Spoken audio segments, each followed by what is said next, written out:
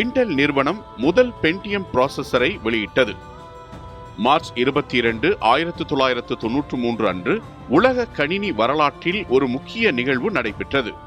Intel நிறுவனம் முதல் Pentium ப்ராசஸரை வெளியிட்டது.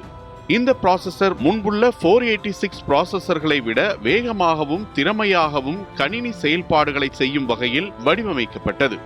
பென்டியம் ப்ராசஸர் வெளியீடு தனிப்பட்ட கணினிகள் மற்றும் தொழில்நுட்ப வளர்ச்சிக்கு ஒரு புதிய பரிமாணத்தை திறந்தது.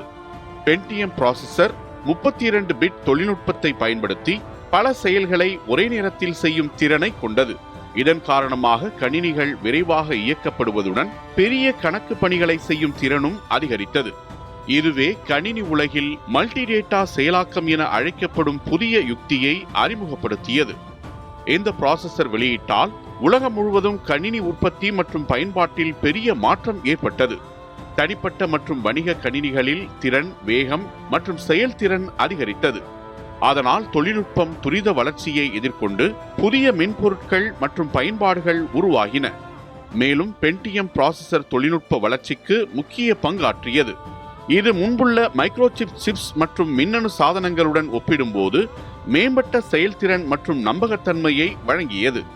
பல ஆண்டுகள் பென்டியம் சீரீஸ் இன்டெல் நிறுவனத்தின் முக்கிய வரலாற்று கட்டமாக இருந்து வருகிறது. 1993 ஆண்டு மார்ச் 22 அன்று பென்டியம் ப்ராசஸர் வெளியீடு கணினி உலகில் புதிய தலைமுறையை தொடங்கியது. இது நம்முடைய கணினி பயன்பாடுகளை மாற்றியமைத்து தொழில்நுட்ப வளர்ச்சியில் ஒரு மைல்கல் நிகழ்வாக மாறியது. இன்று நம் கணினிகள், லேப்டாப்புகள் மற்றும் வேகமான செயலிகள் இதன் வேகத்திறனை அனுபவித்து வருகின்றன.